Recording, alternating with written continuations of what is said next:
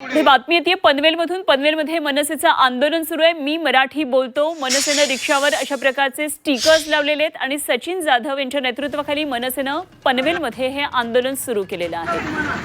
मराठी सक्तीची केली आहे रिक्षा आणि टॅक्सी चालकांसाठी आणि त्यासाठी मनसेनं छेडलेलं हे आंदोलन आहे। हा एक उपक्रम आहे। पनवेलमध्ये आता मनसेचा हा उपक्रम सुरू झालेला आहे।